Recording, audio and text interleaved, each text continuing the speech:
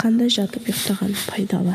Арқаңыз ауырып, денеңіз қарысып қала бере ме? Көзіңіз ісуі тияр емес. Басқаша жатыспен ұйықтап көріңіз. Себебі дұрыс жатпасаңыз, сыртқы келбетіңізге әсер беріп, жайсыз сезіндіреді. Видеоның соңына дейін көріңіздер, тіркеліп, лайк басып, қолдап кетіңіздер. Қытай медицинасында адамның бір қырынан жатып ұйықтағанның пайдасы зор екендігін айтылады. Сол жақ қырынан жату ас қорыту үдерісін жақсарта түссе, оң жақ қырымен жату жүйке жүйесін босаңсытса керек. Кей ет бетіңнен жатпа, бетіңді жоғары қаратып ұйықтама дегендерді де жиі естіп жатамыз. Бірақ бүгінде мамандар бұл пікірмен келіспейді. Мамандардың айтуы бойынша шалқасына жатудың пайдасы айтарлықтай. Мойын мен бел еркін жатып, ал аяқ пен қол демалып қалады. Және де ол жүрек тамырларын, тыныс алу жүйесі, ал қан қысымы жоғары адамдарға жастықты биік қойып,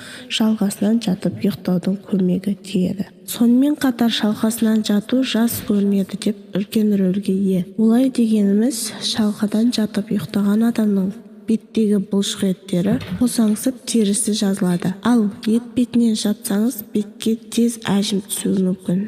Десе де, ет бетінен жатқанда омыртқа аралығындағы шеміршек босаңсиды. Бұлай жату тек қарны аш кезде ғана пайдалы. Қойып тамақ жеп болған соң ет бетінен ұйықтау гастритке ұшыратады. Қарнынан жатқан адам қорылдамайды екен. Сол жақ қырымен ұйықтау өкпесі ауыратындар үшін пайдалы. Асқазаны ауыратындар да сол жақпен ұйықтаған дұрыс. Себебі осылайша қызыл өңешке ағып кіретін қышқыл сөлін азайтуға болады. Ал созылмалы соқыр ішек қабыну ауруы барлар оң қырымен жату керек. Және оң жақ қырымен жатқанда ұйықтағанда жүрекке түсетін қысым жеңілдейді. Дұрыс ұйықтаудың да денсаулыққа қатысы бар. Асқазан қыжылы, арқаның ашып ауруы кейде дұрыс жатпағаннан да болады екен. Бұл жайында онлайн клиника мынандай кеңестер береді. Егер көптен бері асқазан қыжылы мазалап жүрсе, сол жақ бүйіріңізбен ұйықтауды әдет етіп көріңіз. Сонда асқазан сөлі аз бөлінеді, қышқылданбайды. Нәтижесінде асқазан қыжылын бәсеңдетеді де аз уақыт өте келе мүлдем жойылады. Бірақ қорқынышты түс көруді көбейтуі мүмкін. Сол жақ қырымен ұйықтау өкпесі ауыратындар үшін, асқазан ауыратындар сол жақпен ұйықтаған дұрыс. Себебі осылайша қызыл өңешке ағып кіретін қышқыл сөлін азайтуға болады.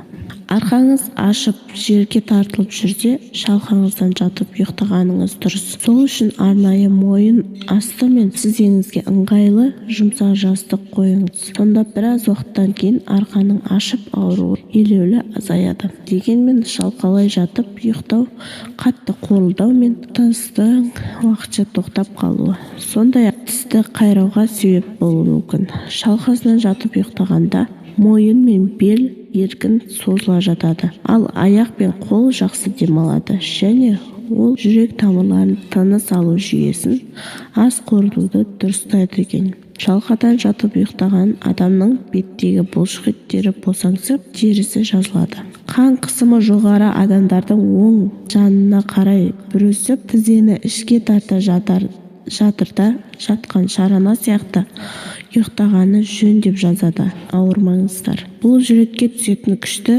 төмендетеді. Осылай миға қан баруын жақсартады. Соның арқасында ми күні бойы жинаған жағымсыз ойлардан да тынығады екен. Омыртқа да осылай жатқанда жақсы демалатын көрінеді. Ол ұмытшақ адамдарға да жақсы әсер етеді. Бірақ жүкті әйелдердің бұлай жатуына болмайды. Ол сәбиге баратын оттегіні бұғаттап, оны тұншықтыруы мүмкін. Қан қысымы жоғары адамдарға жастықты биік қойып, шалқасынан жатып ұйықтаудың да көмегі көп. Асқазан, бауыры, іш құрылысы ауыратын адамдардың басын бір жағына қаратып, ет бетінен қолдарын екі жаққа жайып тастап ұйықтағаны жөн дейді ғалымдар.